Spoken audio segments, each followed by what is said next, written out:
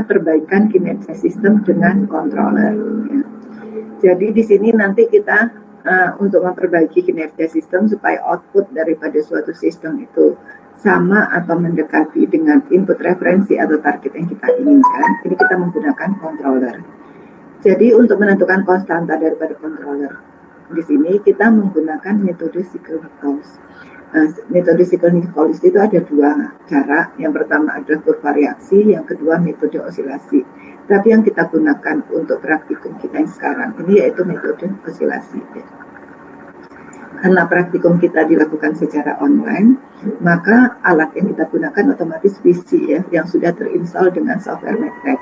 Di mana pada software MATLAB itu kita menggunakan Simulink, karena kita nanti tinggal menggunakan fasilitas controller PID yang ada pada Simulink library ya.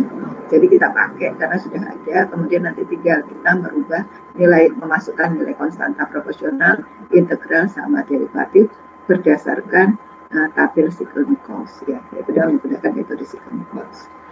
Tujuan praktikum tadi adalah yang pertama mempelajari penggunaan Simulink untuk aplikasi sistem kontrol, yang kedua mengaplikasikan permodelan sistem, yang ketiga mengaplikasikan metode Cycle-Nichols untuk menentukan konstanta daripada controller proporsional, PI, dan PID, sehingga nanti bisa diperbaiki kinerja daripada sistem untuk mendapatkan output yang sesuai seperti target atau input referensi yang kita inginkan. Nah, ini saya review sedikit tentang Simulink ya. Jadi Simulink ini dia merupakan salah satu tool yang ada pada software MATLAB, di mana dia kebanyakan digunakan sebagai pengembangan grafik ya, grafikal pada MATLAB. Jadi pada Simulink ini untuk mengetahui karakteristik daripada suatu sistem, kita memodelkan sistem tersebut. Jadi kita buat blok-blok diagram daripada sistemnya, kemudian baru kita simulasikan. Pada saat kita membangun suatu sistem, yaitu permodelan sistem tadi, maka kita bisa menggunakan blok-blok diagram yang ada pada Simulink library browser. Jadi di situ tinggal kita pakai aja. Misalkan di situ banyak sekali, ada yang untuk source-nya, jadi sumbernya itu bisa fungsi step atau generator atau fungsi rem dan sebagainya. Tinggal kita pilih, kemudian ada transfer function, kemudian ada sum junction, gain dan sebagainya. Di mana inputnya bisa kita buat secara virtual ya. Jadi kita bisa milih source-nya sebagai input, dan kemudian outputnya juga bisa kita lihat pada misalkan pada scope atau pada display atau juga pada sim out ya. Kemudian untuk memasukkan input supaya kita bisa masuk ke Simulink, maka di sini kita tinggal klik aja nih simbol ini, simbol yang ada di MATLAB ini. Kita klik, maka nanti akan muncul Simulink library browser. Atau kalau enggak di kanan window ini, kita tinggal nulis Simulink seperti ini. Kita tulis Simulink, maka nanti akan muncul Simulink library browser. Ya. Jadi Simulink library browsernya itu seperti ini. Nah, seperti ini. Jadi di sini banyak sekali blok-blok ini, blok diagram ya, banyak sekali. Nah, ada yang source-nya, kemudian ada yang untuk outputnya, kemudian ada matematiknya dan sebagainya, untuk fungsi continuous dan sebagainya. Kemudian kalau kita mau menggunakan controller PID, kita milih di ekstrak Simulink di sini. Ini nanti salah satu nanti dipilih, ada ekstrak Simulink, kemudian pilih yang fungsi linear. Nah, kemudian nanti keluar ada controller PID, tinggal kita geser aja atau copy ke ini blok diagram window. Nah, untuk memunculkan blok diagram window ini, maka kita pilih file, kemudian new, kemudian model. Jadi nanti akan muncul ini blok diagram window seperti ini.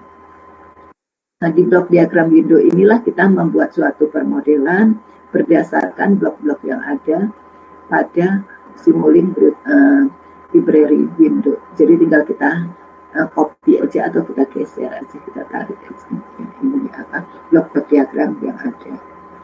Nah, setelah blok diagram tadi lengkap atau selesai, maka kita bisa melakukan simulasi.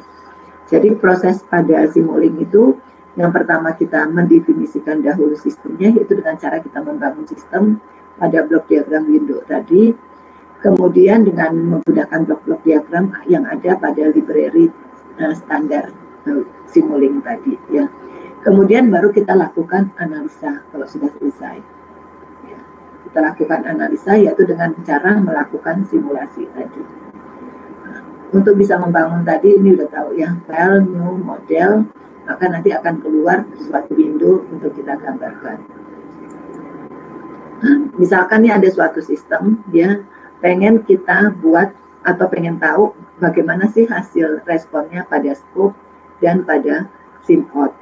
Nah, di mana inputnya adalah sinyal generator. Jadi kita tinggal buka aja tadi. Yang pertama kita buka file, kemudian new, model, nanti keluar window ya. Keluar window, kemudian dari situ pilih source-nya, pilih sinyal generator. Kita tarik ya ke situ. Kemudian di map-nya game-nya kita tarik juga. Kemudian di output-nya ya, ini nanti kita pilih scope. Scope kemudian kita tarik, kemudian SIM-out juga kita tarik. Nah, kemudian yang ini max ya. Untuk max ini ada dua jenis ya, ada the max ya. Ini ada yang untuk 2 input seperti ini, atau ada yang 1 input. Kalau 2 input seperti ini kita masukkan ya, di sini ada untuk sinyal.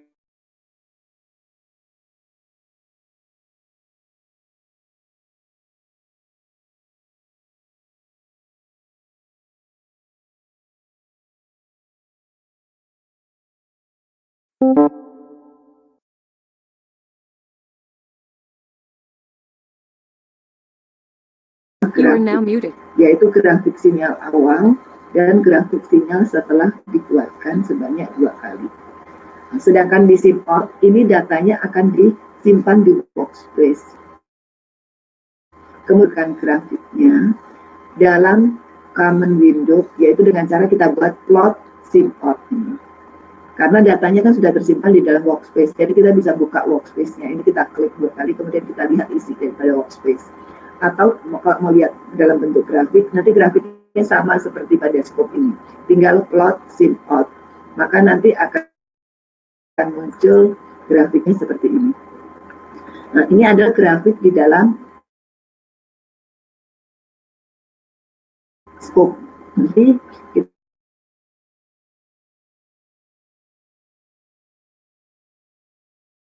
kita pilih stasiunnya, itu kita bisa pilih waktunya berapa lama ya.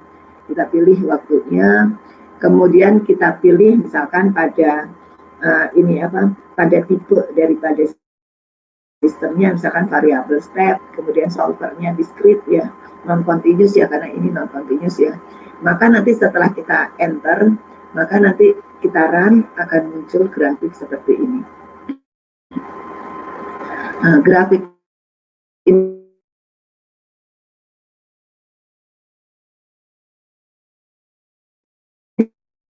ini memperlihatkan ini ada sinyal sinus. Ini sinyal asal. Sedangkan yang warna ungu ini setelah dikuatkan sebanyak 2 kali. Ya, seperti ini. Nah, kemudian kalau kita mau melihat pada common window, yaitu data grafik daripada SIM-out-nya, tinggal kita buat plot SIM-out, maka nanti akan kita dapatkan bentuk grafiknya seperti ini. Kemudian kita juga bisa mengatur waktunya. Kita atur waktunya, misalkan pada axis-nya kita pengen dari nilai sekian sampai sekian di sumbu X, dan kemudian sumbu Y dari sekian sampai sekian misalnya.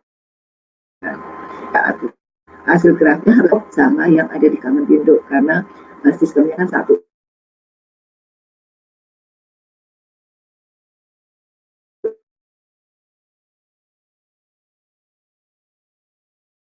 Tadi belum ada ya. Yang lain juga mungkin nggak ada yang ditanyakan ya, karena sama. Ya. Nggak lanjut ya.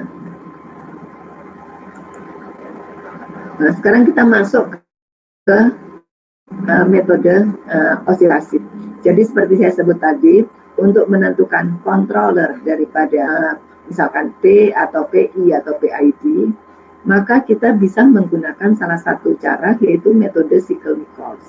Ya, metode Siegel-Nichols ini ada dua cara sebenarnya. Ada metode kurva reaksi, ada metode osilasi. Kalau pada metode kurva reaksi ini nggak kita gunakan untuk praktikum ini ya. Jadi input yang kita berikan adalah fungsi step.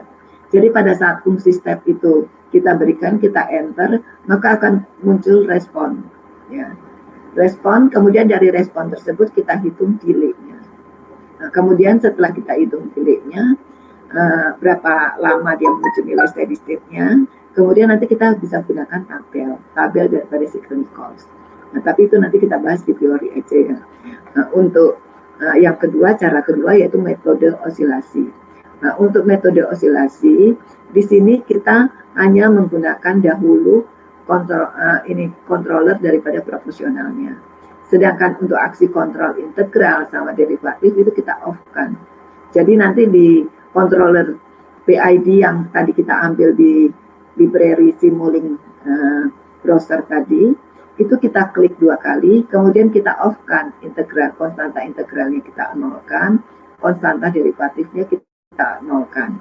Jadi yang kita pakai hanya ini konstanta aksi proporsional aja, atau nilai KP-nya saja. Nah, di mana kemudian dari nilai KP tadi, kita buat misalkan nilainya 1, kemudian kita lihat, kita simulasikan responnya seperti apa. Nah, respon yang tercapai tadi ya harus respon yang sustain osilasi. Jadi nilai KP ini bisa kita rubah terus, kita trial, kita coba, sehingga nanti dia akan mencapai kondisi sustain osilasi. Mungkin bentuk awalnya, misalkan responnya seperti ini, misalkan. Kemudian nanti dia akan berubah seperti ini, ya. Kemudian berubah lagi, kita naikkan terus ya, nah, sampai kemudian didapatkan kondisi sustain osilasi. Ya. Jadi sustain osilasi yang dimaksud dengan kondisi sustain osilasi ini adalah kalau misalkan seperti ini masih belum ya. Jadi sampai kita dapatkan nilai amplitudo dan nilai periodenya sama, misalkan seperti ini.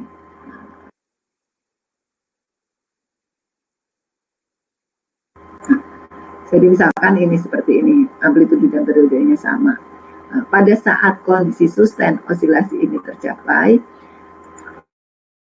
nilai KP tadi ya, untuk mendapatkan kondisi sustain osilasi ini kita anggap sebagai ultimate. Jadi nilai K untuk mencapai kondisi sustain osilasi kita anggap sebagai KU atau gain ultimate. Kemudian setelah kita tahu nilai gain ultimate, kita lihat pada respon tadi, sustain osilasi tadi, di mana amplitudo dan periodenya sama. Kita lihat periodenya berapa. Nah, setelah kita dapat nilai periodenya, yaitu nilai PU yang kita sebut sebagai periode ultimate, maka kita masuk ke tabel Siegel-Nichols untuk menentukan konstanta proporsional, integral, dan derivatif. Jadi langkah pertama kalau metode osilasi ini, yaitu kita off-kan dahulu.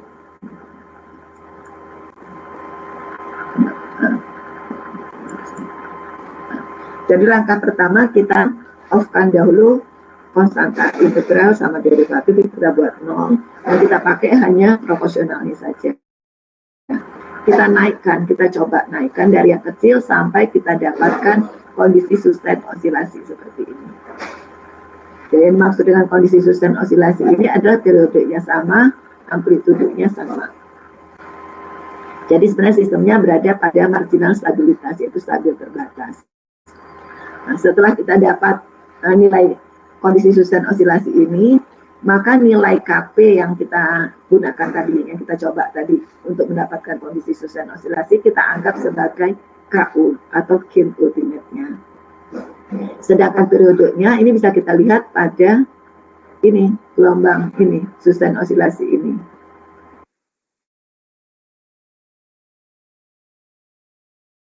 Antara lembah disebut sebagai antara puncak ke puncak, ya sama aja. Nah, setelah kita dapatkan nilai PU dan nilai KU tadi, maka kita bisa menggunakan tabel Siegel-Nichols. Nah, untuk 3 jenis daripada controllernya adalah 0,5 dikalikan KU. PI-nya kan nggak ada, PD-nya nggak ada, karena dia hanya ada satu konstanta saja. Sedangkan kalau kita menggunakan controller PI, maka untuk menghitung nilai konstanta proporsionalnya 0,45 dikalikan KU, sedangkan untuk konstanta waktu integralnya 0,833 dikalikan PU. Kalau yang ini juga nggak ada. Nah, kalau untuk PD, kita untuk KP-nya pakai rumus yang ini, PI pakai yang ini, PD pakai yang ini. Nah, jadi kita bisa mendapatkan konstanta daripada controller, baik itu P, PI, ataupun juga PID setelah kita mendapatkan kondisi sustain osilasi ini. Sampai di sini ada yang bertanyakan nggak?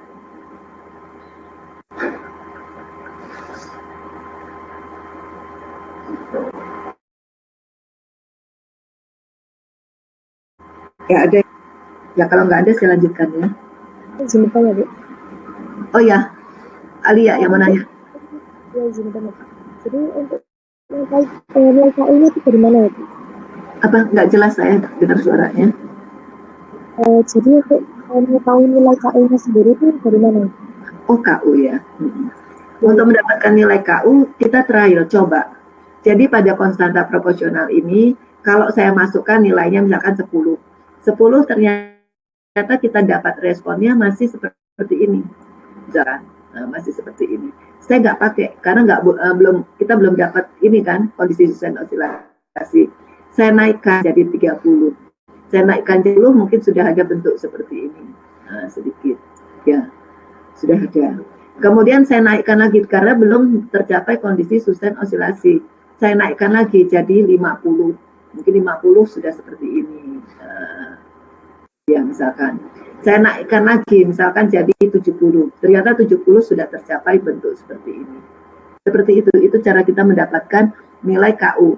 Nah, pada saat nilai KP-nya bisa mencapai sustain osilasi, ini yang kita sebut nilai KP ini sebagai nilai KU. Jadi nilai KP-nya kita buat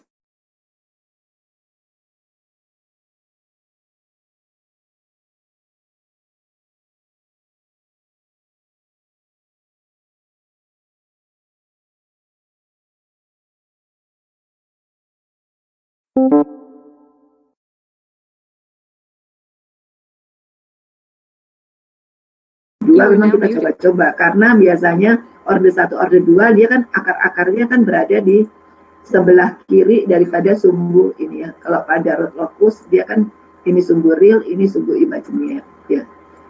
Jadi kalau ini kita lihat ini real, ini imajiner.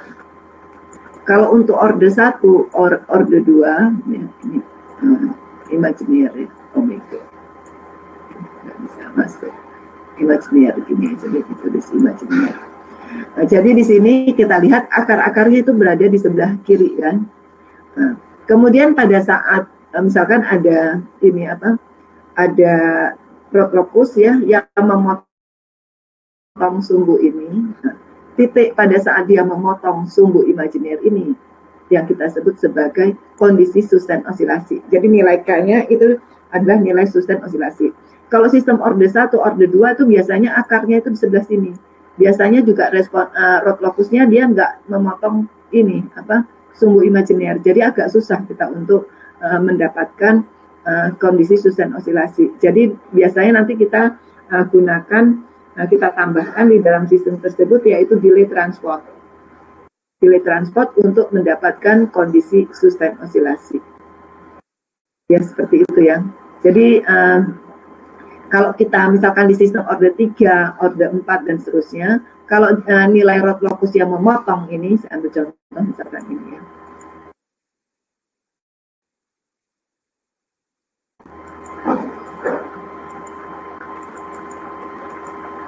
Nah, ini. Jadi misalkan di root locus untuk sistem orde 3. Nah, ini kita lihat root locusnya itu memotong ini ya, ini sumbu imajinernya, ini sumbu realnya kan. Nah, pada saat dia memotong ini, kita lihat nilai gennya, nilai gen penguatnya, yaitu di sini 30. Maka nilai 30 ini yang kita anggap sebagai KU. Sedangkan untuk frekuensinya, ini 2,23, ini kita anggap sebagai PU-nya. Seperti itu. Jadi lebih pasti kalau kita pakai road focus seperti ini. Kita nggak perlu harus trial lagi. Kita langsung bisa pakai ini. Jadi di sini kita pakai, masukin aja ke controller. Nah, ini apa? PID tadi masukkan nilai 30. Masukkan 30, nanti akan kita dapatkan kondisi sustain osilasi. Kemudian bisa dihitung PU-nya. Nanti PU-nya nilainya sekitar ini. Seperti itu ya, Alia. Jadi ada dua cara. Yang pertama kita pakai trial, itu biasanya untuk sistem yang order 1, order 2. Karena di situ kan kita nggak bisa melihat dari road locusnya. Tapi kalau untuk order tinggi di mana road locusnya memotong sumbu imajiner, maka kita bisa menentukan ini apa, KU sama PU-nya. Kita lihat dari gambar road locusnya. Itu saya lanjutkan lagi yang tadi ya. Yang tadi kira-kira ada yang mau tanyakan enggak? Ada dua cara tadi ya untuk mendapatkan ini apa, sustain osilasi ya. Jadi pertama kita tel dulu, kita coba-coba. Nanti setelah nilai KP mencapai kondisi sustain osilasi, nilai KP ini yang kita anggap sebagai KU. Sedangkan nilai PU-nya dari gambar sustain osilasi ini, grafiknya ini, maka antara satu puncak dengan puncak berikutnya ini kita anggap sebagai periode ultimacy atau PU. Atau bisa juga kita lihat karena periodenya kan sama antara lembah dengan ke lembah. Kita anggap sebagai PU. Kemudian setelah dapat KU sama PU, langsung masukkan ke ini rumus yang ini, tabel cycle Nichols ini. Itu saya lanjutkan ya. Nah, sekarang korelasi antara ini ada konstanta daripada controller dengan respon tadi, yaitu dengan rest time, overshoot, setting time, serta steady state error-nya. Jadi kalau kita menggunakan konstanta proporsional saja atau controller proporsional, semakin kita tinggikan nilai ini apa, konstanta proporsional, maka errornya semakin berkurang. Yang tadinya mungkin errornya cuma 0,2, sekarang yang errornya tadi mungkin cuma 0,5 misalkan, kemudian berkurang menjadi 0,2. Jadi dia lebih teliti ya. Tapi masih ada error steady state-nya.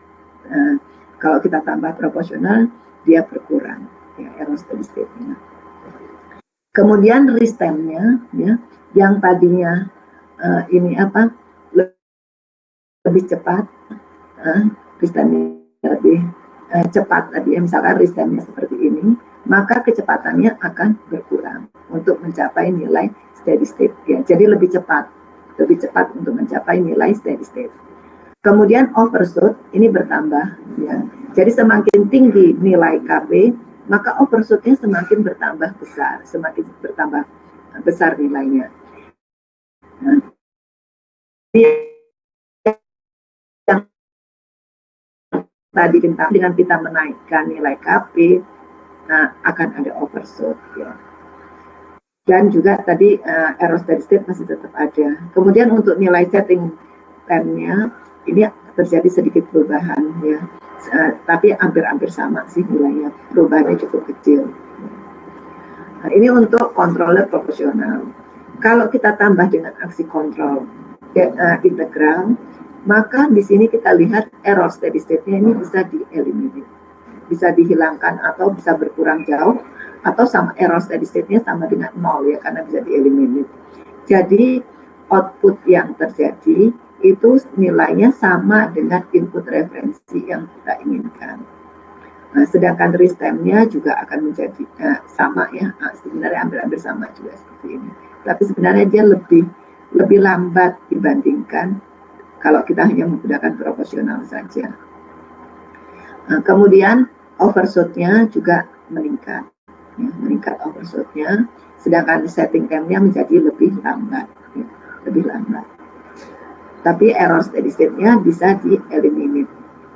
Nah, kemudian kalau kita tambah dengan aksi kontrol derivatif, yang tadinya ada overshoot ya, yang makin membesar kan, ini bisa kita kurangkan dengan menambah aksi kontrol derivatif.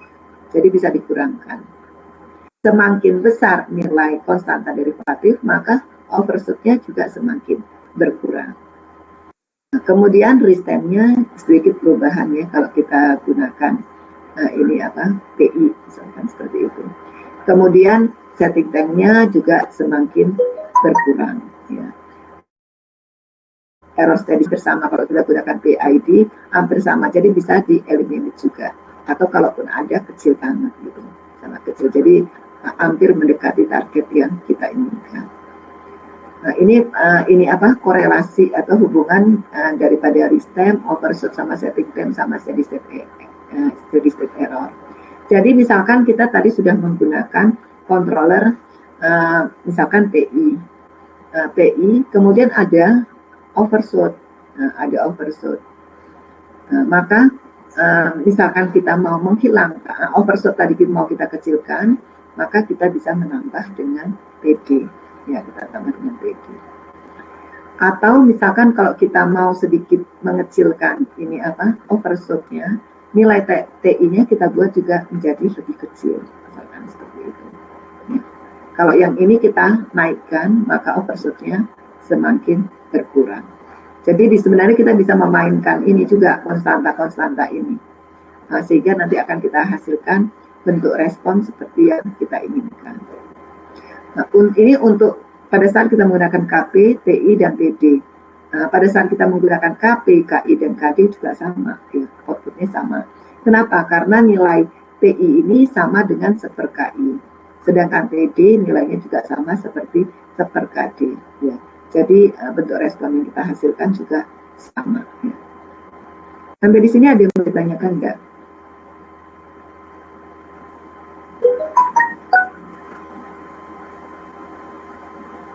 Nggak ada ya, kalau nggak ada saya lanjutkan. Masih teori aja. Nah ini saya ambil contoh. Contoh misalkan ada suatu sistem ya di sini, di mana transfer function sistemnya itu seperti ini, plan-nya seperti ini plan-nya. Kemudian kita kasih inputnya sebesar ini berapa sih? Kecepatan maksimalnya 10. Kemudian sistem ini seharusnya, ini 500 Newton. 500, inputnya kita kasih 500. Maka pada saat kita lihat responnya di dalam scope ya, atau di SIMOD, kita bisa lihat seperti ini. Jadi nilai 10 ya, ini adalah nilai input referensi yang diinginkan, yaitu sebesar 10 untuk outputnya. Ini bisa tercapai. Jadi kalau kita lihat di sini, 10-nya itu tercapai outputnya. Di sini juga kita lihat outputnya 10 tercapai. Cuman di sini restemnya terlalu lama. Ya, restemnya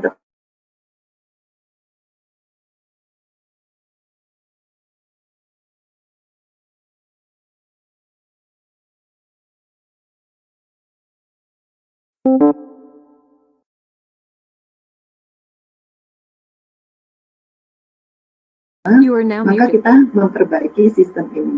Jadi di sini kalau kita mau menggunakan controller, bisa kita gunakan salah satu ya. Jadi kita harus menentukan dahulu kondisi sustain osilasi. Jadi tadi pada Simulink library kita tarik aja controller PID, kita tambahkan. Kemudian di sini kita tambahkan juga transport delay-nya.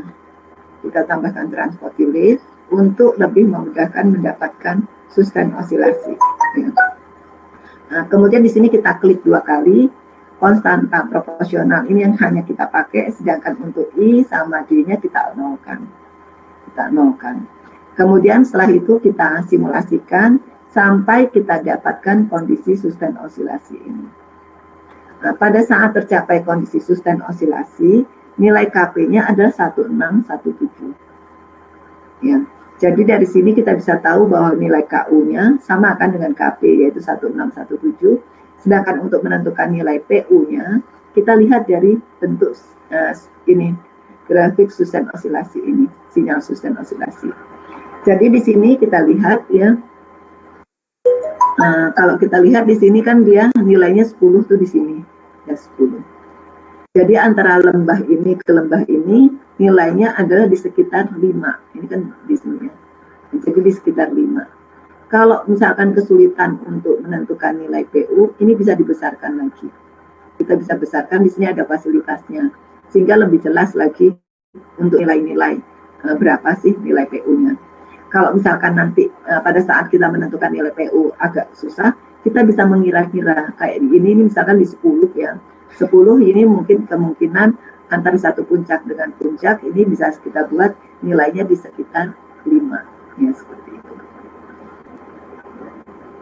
Nah, kemudian nanti setelah kita dapatkan nilai KU sama PU, langsung masukkan ke ini apa?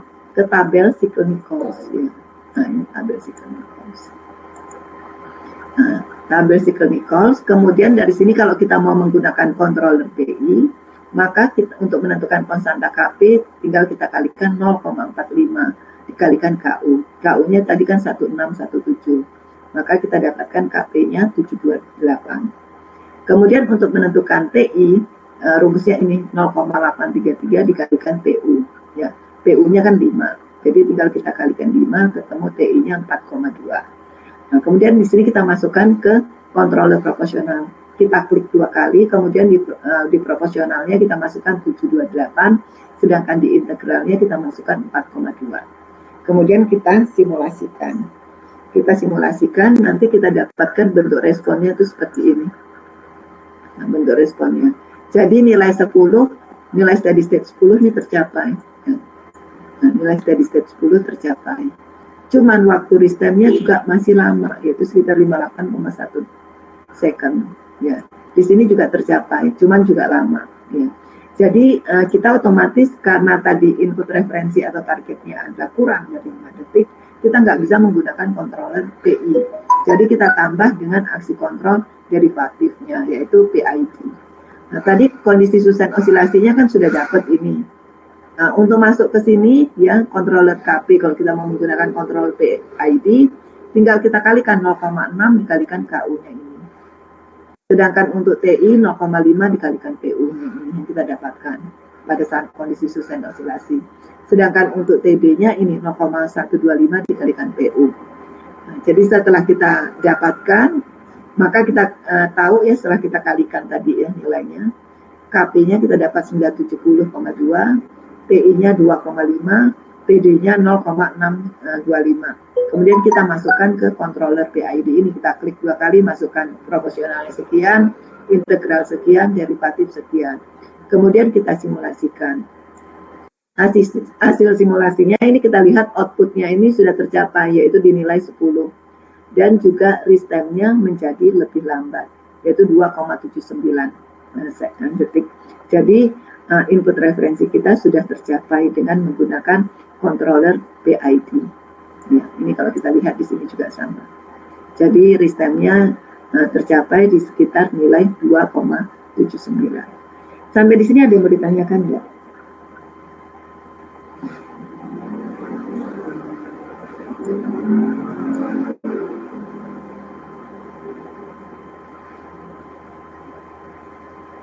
Ada yang mau ditanyakan?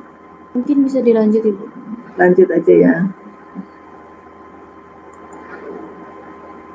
Nah, sekarang kita masuk ke contoh yang kedua. Nah, untuk contoh yang kedua, kita mencoba menggunakan controller PI dan PID ya, untuk melihat supaya respon input ya, output respon output ini sama dengan respon input. Jadi di sini kita menggunakan ini sinyal generator, yang kita pilih sinyal sinus ya. Kemudian kita masukkan ke controller ini, ini target kita. Kita kasih input ke ini ke plan. Kita kasih input ke plan. Kemudian nanti akan kita dapatkan responnya. Kalau ini kita kasih input, responnya fungsi overdamp ya, kayak overdamp seperti itu. Jadi di sini kita harus menambahkan controller PID supaya output daripada plan ini sama dengan sinyal sinus ini. Nah, jadi di sini kita bisa hanya menggunakan proporsionalnya aja, integral sama derivatif kita off-kan. Nah, kemudian kita simulasikan, kita coba-coba sehingga nanti di sini pada saat KP-nya 80 baru tercapai kondisi sustain osilasi. Di mana pada saat tercapai kondisi sustain osilasi, sinyal output berimpit dengan sinyal inputnya. Jadi kalau kita lihat ini dia berimpit. Ini pada kondisi sustain osilasi. Jadi setelah kita dapatkan KU-nya 80, PU-nya 1,5, kalau kita mau menggunakan controller PI, ya misalkan kita PI, maka tinggal kita masukkan aja. Tadi rumusnya kan kalau untuk controller PI kan 0,45 dikalikan KU, sedangkan untuk TI-nya 0,833 dikalikan PU. Jadi nanti ketemunya sekian. Kemudian kita masukkan ke controller proporsional, nanti kita dapatkan hasilnya seperti ini. Dia berintit sudah antara sinyal output dengan sinyal input. Nah, demikian juga kalau kita gunakan controller PID, ya kita hitung KPTI, kemudian kita masukkan ke controller ini, nanti hasilnya juga sama, dia akan berintit seperti ini. Nah, kalau kita gunakan SIMOUT juga sama, jadi kita bisa plot SIMOUT, kita masukkan konstanta ini tadi, controllernya, nanti hasilnya juga sama seperti ini. Sampai di sini ada yang mau ditanyakan nggak? Untuk contoh yang kedua.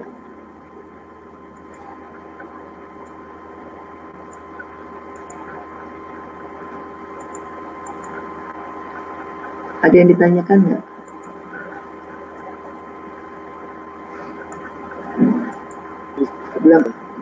Belum ada ya, jadi saya lanjutkan lagi. Nah, sekarang untuk contoh yang ketiga, ini 1/s² plus 20s plus 5.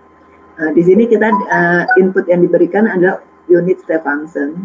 Yang ditanyakan berapa konstanta daripada kontrol proporsional, PI dan PID jika input referensi atau target yang diinginkan, freeze time-nya kurang dari 5 detik tanpa ada error steady state. Kalau tanpa ada error steady state, di sini kita bisa menggunakan 2 buah controller, yaitu bisa kita gunakan controller PI atau PID. Kalau P nggak bisa, karena controller P pasti masih akan ada error steady state. Kalau kita lihat di sini, kita kasih input berupa fungsi step ke sistem ini, kita dapatkan responnya seperti ini. Nah, jadi nilai output yang tercapai adalah 0,2. Jadi error steady state masih cukup besar, yaitu di sekitar 0,8. Kan targetnya tadi 1. 1 dikurangi 0,2, 0,8 error steady state-nya. Sedangkan risk time untuk mencapai nilai kondisi steady state ini juga besar, yaitu 8,69. Nah, sekarang kita coba menggunakan controller PI. Sebelum itu kita coba ini mendapatkan kondisi sustain osilasi. Ini kita gunakan kondisi sustain osilasi ya. Kita dapatkan ternyata pada saat nilai KU 33 ya, nilai KP-nya 33 ini tercapai kondisi sustain osilasi seperti ini. Pada saat KP-nya 33. Kemudian dari kondisi ini KP33 kita bisa menghitung PU-nya. Di sini kan nilainya 10 ya. Ini jadi kalau kita lihat dia 10-nya di sini.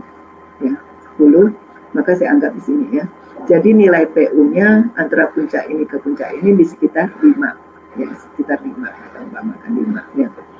Nah, maka setelah kita dapatkan nilai KU sama PU, kalau untuk controller proporsional nilai KP-nya 0,55 dikalikan 33. Jadi 16,5, kita masukkan 16,5.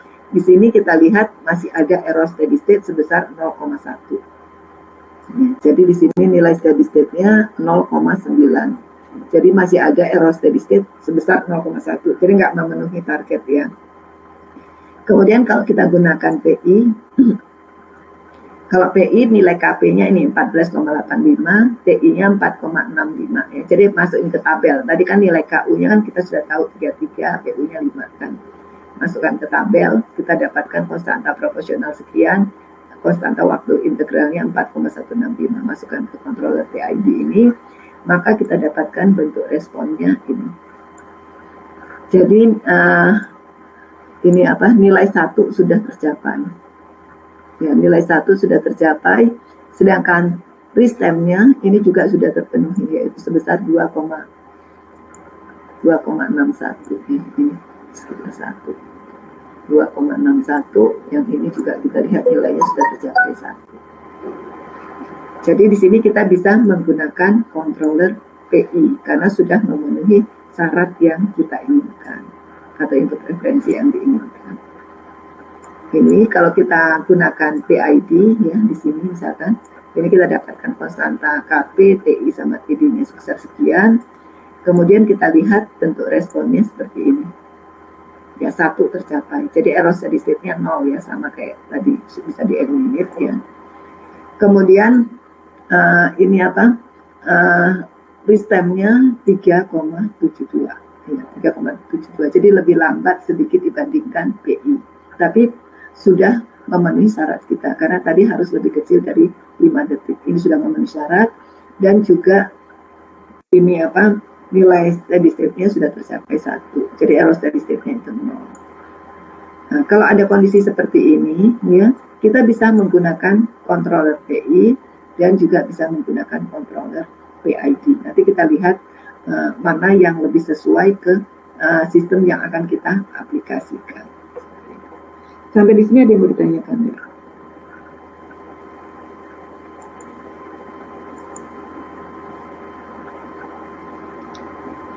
Belum ada ya? Lanjutkan lagi. Ya.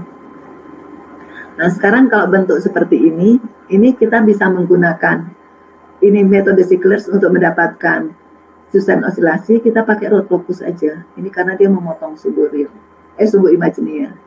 Nah, pada saat dia memotong tadi ya, kalau kita lihat di sini, pada saat dia memotong sumbu imajiner, ini kita dapatkan KU-nya 30, sedangkan PU-nya 2,23. Ya.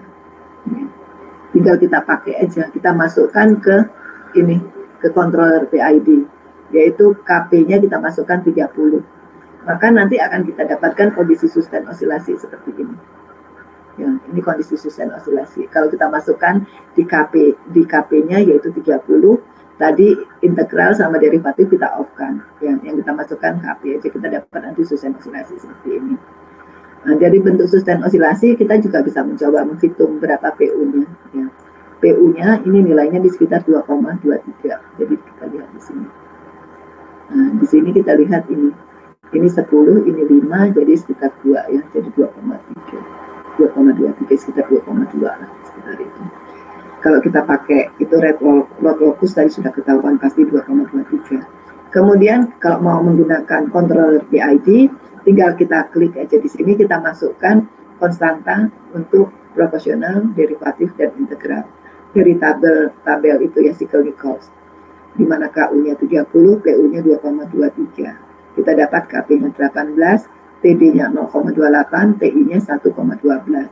Kemudian kita simulasikan, kita dapatkan bentuk responnya seperti ini. Dari bentuk respon yang seperti ini, di sini kita lihat kan masih ada overshoot ya. Nah, ini kita bisa mengurangi overshoot ini, yaitu dengan cara kita menambah nilai TD yang tadinya 0,28, kita naikkan jadi misalkan 0,5 ya. Jadi nanti overshoot-nya akan berkurang. Ya. Kemudian nilai TI-nya kalau misalkan ini kalau ada overshoot ya. Sebentar ya. Ya, ada apa-apa? Oh iya ya. Bentar. Organ ada organ.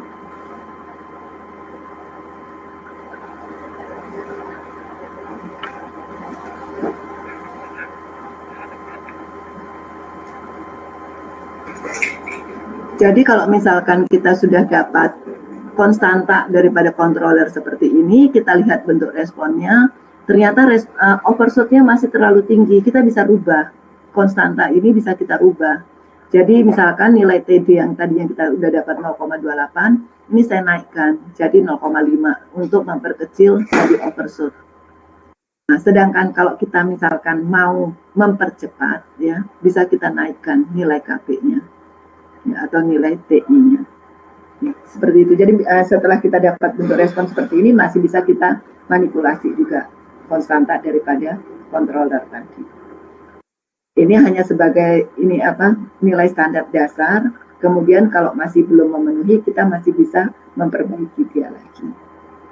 Sampai di sini ada yang mau ditanyakan, enggak?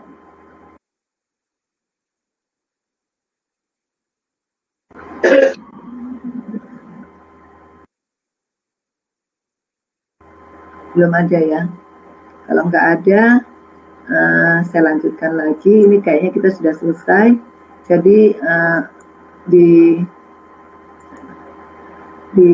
lapennya ini sudah saya upload. Kemudian ada beberapa pertanyaan. Nanti tolong dijawab Ya, ini ada pertanyaan pertama, kedua nanti dijawab di laporan resminya. Dijelaskan di pengaruh controller baik itu P, PI, PD itu terhadap tanggapan suatu sistem itu seperti apa. Yang kedua, jelaskan fungsi dari masing-masing konstanta, baik itu aksi kontrol proporsional, integral dan derivatif terhadap tanggapan suatu sistem. Itu saja saya rasa nanti bisa dimasukkan ke laporan resmi. Jadi dari hasil percobaan, langkah-langkah percobaan yang ada di LAPEN itu nanti dimasukkan ke laporan resmi.